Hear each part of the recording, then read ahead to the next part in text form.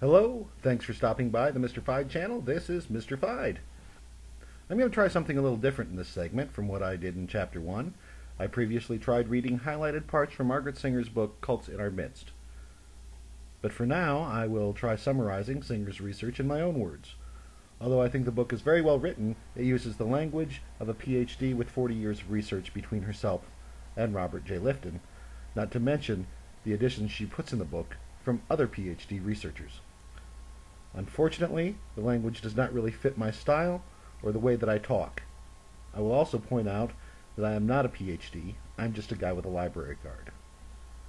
In Chapter 1, we explored Singer's definition of cults.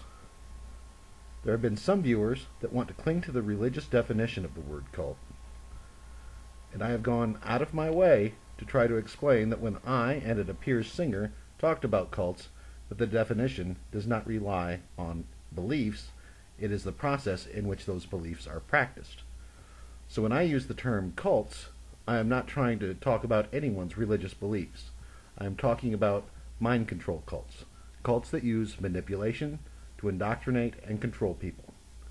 If I talk about religious organizations in these videos, I may address that religion in the comments below. However, I am not here to talk about religion in general.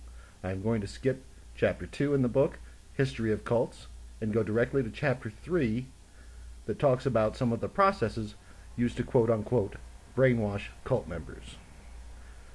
So here is a book report on Chapter 3 of Margaret Singer's Cults in Our Midst, the process of brainwashing, psychological coercion, and thought reform. Chapter 3 starts by pointing out that a number of terms have been used to describe the process of brainwashing, and offers a table to illustrate not only a timeline, but the origin of each. Scientologists should appreciate this. They seem to enjoy charts and tables in their books and videos that describe the tone scale, the ARC triangle, and the 8 dynamics, etc. The chart lists the following and more. The first word is in Chinese, and I have no idea how to pronounce it. It was originated by Mao Zedong in 1929. The term is translated in the book as thought struggle. I believe my other research has showed that it can also be translated as soul washing. Next is the term brainwashing, originated by a reporter, Edward G. Hunter. In the book, Singer shows that it was being coined, shows it as being coined in 1951. That, I believe, is the year it became popular, because my other research shows that Hunter originated it in September of 1950, and the word quickly became popular because of the hysteria generated by the Korean War.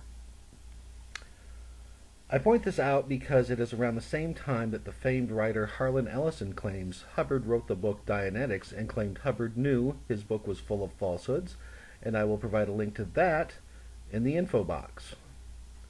In 1956, Robert J. Lifton used the word thought reform in his studies of brainwashing in China. Coercive persuasion by Shine in 1961. The term mind control came around about 1980 and is of unknown origin. And the term exploitive persuasion was from both Singer and Adis in 1992.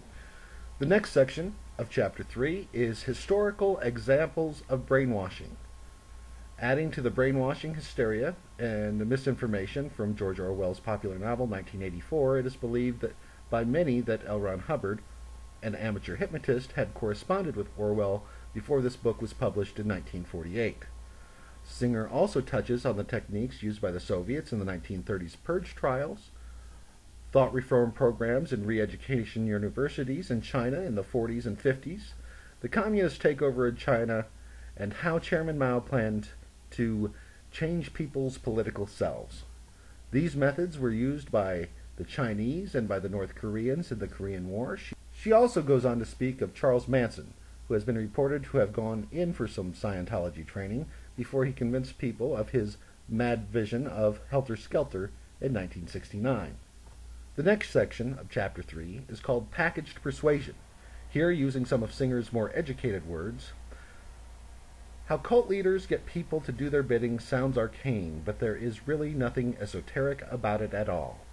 Modern-day manipulators use methods of persuasion that have been employed since the days of the caveman. Thought reform falls on the extreme end of the continuum that also includes education and indoctrination.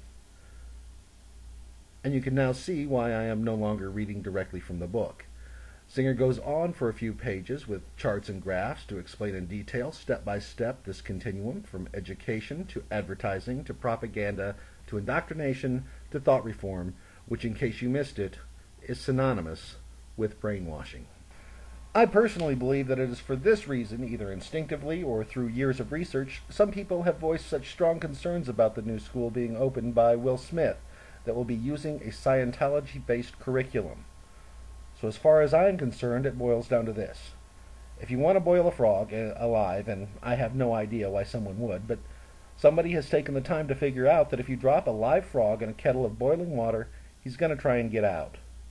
So the recommended method of boiling a frog has become to drop the frog in a kettle of water that is of a comfortable temperature, and when he's fat and happy, you slowly turn the stove on, and he will not become aware of the change in temperature or the obvious end result.